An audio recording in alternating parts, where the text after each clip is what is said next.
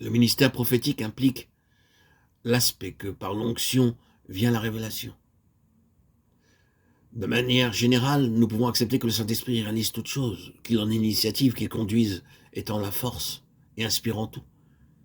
Mais c'est l'éducation de toute une vie. Et ça nécessite que tout nous soit donné par révélation. C'est la raison pour laquelle les prophètes à l'origine étaient appelés voyants, des hommes qui voient. Ils voyaient ce que les autres ne voyaient pas. Ils voyaient ce qu'il était impossible que les autres puissent voir, même pour des gens religieux ou craignant Dieu. Ils voyaient par révélation. Le ministère prophétique implique la révélation. C'est un ministère de révélation.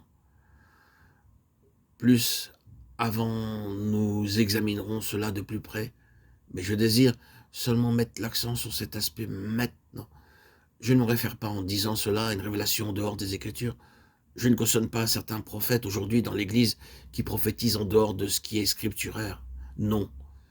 Mais dans la révélation déjà donnée, et Dieu sait combien cela est suffisant, le Saint-Esprit intervient pour révéler ce que l'œil n'a pas vu et que l'oreille n'a pas entendu. C'est la merveilleuse vie dans l'Esprit.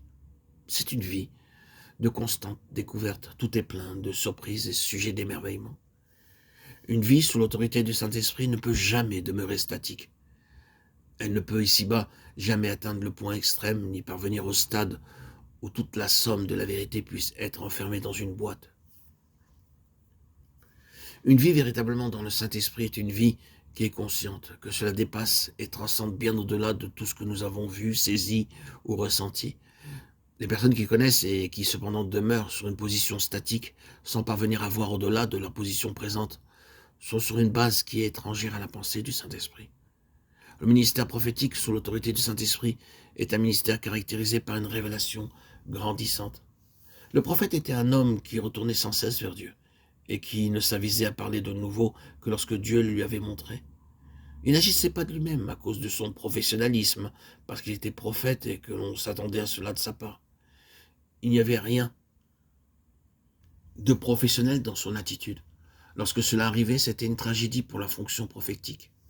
Il pouvait devenir un professionnel par le moyen des écoles de prophètes fondées par Samuel. Nous ne devons pas confondre ces écoles de prophètes avec la véritable fonction prophétique. Il y avait une distinction entre ceux qui gravissaient les échelons dans ces écoles de prophètes et les véritables prophètes représentés par des hommes comme Samuel, Élie, Élisée. Quand les choses deviennent professionnelles, quelque chose est perdu. Car la véritable essence et la nature du ministère prophétique sont ceux qui procèdent constamment d'une fraîche révélation. Une chose révélée est nouvelle.